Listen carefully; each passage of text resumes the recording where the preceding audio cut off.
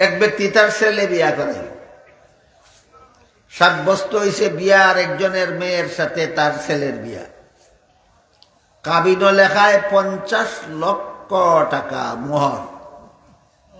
একবার অতটে হাজার লাগাইছ দিবার, পরিশোধ করবা কেমন?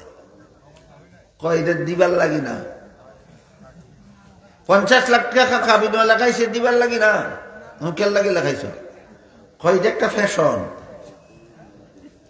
দিবার লাগি 50 লাখ টাকা লেখাইছে না বেটাগিরির লাগি? বেটাগিরির লাগি। এই ধরনের বেটাগিরি যারা করে, হাদিস শরীফে রাসূল করিম সাল্লাল্লাহু আলাইহি ওয়াসাল্লাম বলেন, যেই ব্যক্তি এমন একটা মোহর সাব্যস্ত করে বিয়া করলো যেটা দেওয়ান লাগে, যে এটা জানেই না, দিব দূরের কথা, দেওয়ান লাগে যে দিবার কোনো ইচ্ছাই নাই, এই ব্যক্তি জীবনে যতদিন তার বিবির সাথে মিলামিশা করবে এতটা জিনার গুনাহ তার আমলনামায় লেখা হবে। আলিমের পরামর্শ মতো কাবিন লেখাইলে সারা জীবনের শত শত জিনার গুনাহ কামাই হইল না। তাহলে কি তা খালি নামাজ পড়তাম আলিমের কথা মতো, না ফুটবিয়াও করাইতাম আলিমের কথা মতো? হ্যাঁ, আলিমের কথা মতো নামাজ না পড়লে যেভাবে জাহান্নামে যেতে হবে, আলিমের কথা মতো ছাড়া ছেলে বিয়া করাইলেও জাহান্নামে যেতে হবে। এই জন্য রাসূল বলেন, তুমি যদি আলিমও না হও, আলিমের ছাত্রও না হও, তাহলে আলিমের কথা মতো জীবন যাপন করো। এবার বলেন, আলিমের কথা মতো শুধু নামাজ রোজা না জীবনের সব কাজ?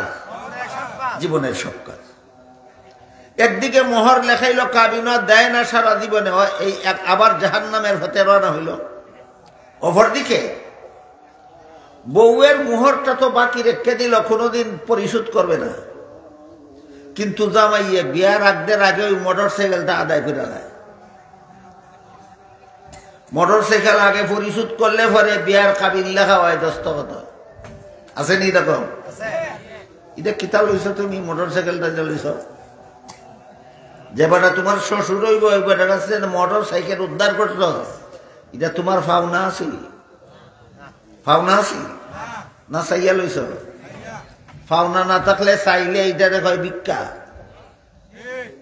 পাওনা না থাকলে এরপরেও যদি চায় ভিক্ষা। বাজারও ফতের কিনারও বইয়া ফকিরে যে বাঙ্গা থালা বাটি লইয়া বইয়া ভিক্ষা করে, এর কোনো মান ইজ্জত যায় না। কিন্তু যে বেটায় ওর বাড়ি গিয়ে ভিক্ষা করে, এই অপমান্যার মান ইজ্জত রাখবো কেটায়? এ কই গিয়ে ভিক্ষা করছে? বলেন, শ্বশুর বাড়ির থেকে যৌতুক লইয়া যে বিয়া করছে, ভিক্ষা করতে বাজারও গেছে না ওর বাড়িতে গেছে? আরে বেহায়ার বেহায়া, তোর মতো বেলাদার দুনিয়াতেছে নেই, তুই বাজারও গিয়ে ভিক্ষা করতে লাগে, ওর বাড়িতে বিয়া করলে কোন লাগে? ওর বাড়িতে ভিক্ষা করলে কোন লাগে?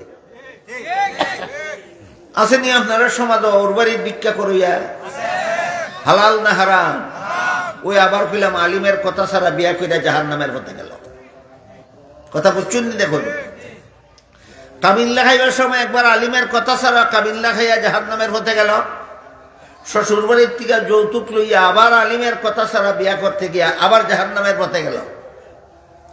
এই কারণে মুসলমানের জীবনে এমন কোনো কাজ নাই যা মন গড়া মতে করলে জাহান্নাম থেকে বাঁচা যায়।